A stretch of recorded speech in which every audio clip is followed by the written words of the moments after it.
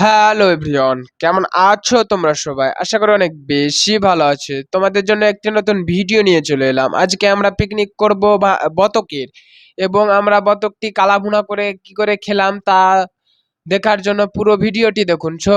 বেশি pack pack না করে ছোট্ট দা ইন্টু দা আজকের ভিডিও শুরু করা যাক।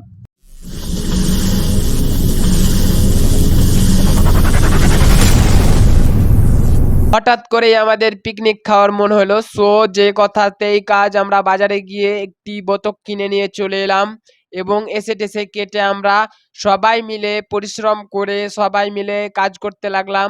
কথায় আছে না, সবে মিলে করি কাজ, হারেই জিতে নাহি লাজ। এই কথাটাকে ফলো করে আমরা সবাই মিলে কাজ করতেছি। কেউ পেজ ছিলছে, কেউ পেজ কাটছে, কেউ আবার রসুন ছিলতেছে। তো আমরা সবাই হাতে হাত মিলিয়ে কাজ করতেছি।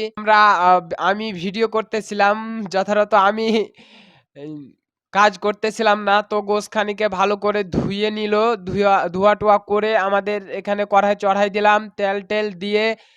এই তো এখন পেজ আমরা দিয়ে দিলাম। আর এখানে কিন্তু রাঁধুনি বসেছে, আমাদের ভালো একটি রাঁধুনি। সে সে এর আগে না খাবো আমরা, এটার সম্বন্ধে তার যথেষ্ট পরিমাণ ধারণা রয়েছে। তো আমরা ফার্স্টে দারচিনি দিয়ে দিলাম, দারচিনি দিয়ে আর সাথে সাথেই সে কিন্তু লাড়া শুরু করে দিয়েছে। তো তার লাড়ার কাটিং দেখে বুঝতে পারবেন যে সে কতটা কাজে দক্ষতা। সে হোটেলে কাজ করে, ভালোভাবেই সে কাজ করতে পারে। তো তারপর আমরা জিরা দিয়ে দিলাম। তো জিরা দেওয়ার পর সে আবারও লাড়তে শুরু করলো, আর আমাকে বলছে তুই খালি ভিডিও কর।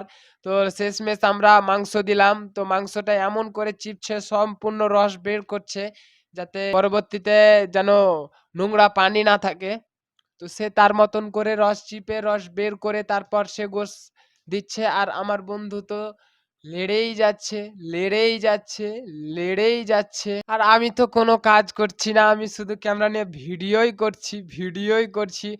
তো তারপরে সেই গোস্তে মরিচ দিয়ে দিল। তো মরিচ সে ব্যাগখানি দিয়ে দিছে, তো সেজন্য তাকে অনেক বকাও দিয়েছিলাম। তারপর সে হলুদ দিল, আর আমি তো খাড়িয়া খাড়িয়া ভিডিও করতেছি, আর আমাকে দেখে তো ওরা জ্বলতেছে, বলতেছে তুই খালি ভিডিওই করে যা, ভিডিওই করে যাই। তারপর দিল ধইনার গুঁড়া। তো ধইনার গুঁড়া দিয়ে এখন গোশখানি মাখাইতেছে, যাতে মশলার সাথে সেগুলো ফ্যাট খায়। আর আমি খাড়াই খাড়াই দেখতেছি। আর এদিকে তো একজন বলল যে ভাতের মাঠটা করে নিস, ও ভাতের মাঠটা পাশাই নিল। এরপরে তো তো দেখতেই পাচ্ছেন গোশের কালার একবারে অন্যরকম ধারণ করে নিছে। তো পাক্কা ভালো রাঁধুনি বলে কথা, রান্না তো ভালোই হতেই হবে। এজন্য চেখে দেখার জন্য কয়েকখান গোশ আমরা তুলেও নিলাম, যে আমরা চেখে দেখবো তুই কেমন রাঁধুনি হয়েছিস। শেষমেশ আমরা খাওয়া দাওয়া কষনি গোশ খেয়ে শেষ করে দিলাম। তারপর আবার সে লাড়তে ভিড়ে গেল, সে লেড়েই যাচ্ছে, লেড়েই যাচ্ছে। আর আমরা দেখেই যাচ্ছি, দেখেই যাচ্ছি। গোশের কালারটা কত সুন্দর হয়েছে তা দেখেন, একবারে কালো চুকচুকে হয়ে গেছে, কালা ভুনা। কথাই যেমন কালা, গোস্ত হয়ে গেছে কালা। তো এখানে একটি মজার ঘটনা রয়েছে।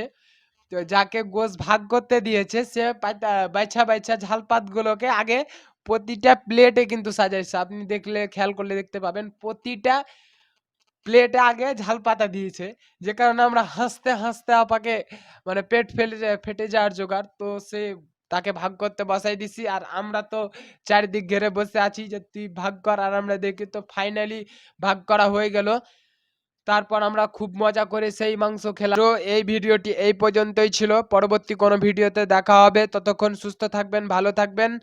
আর চ্যানেলে নতুন হয়ে থাকলে চ্যানেলটি অবশ্যই সাবস্ক্রাইব করতে ভুলবেন না। সবাই ভালো থাকবেন, টাটা, বাই বাই, আসসালামু আলাইকুম।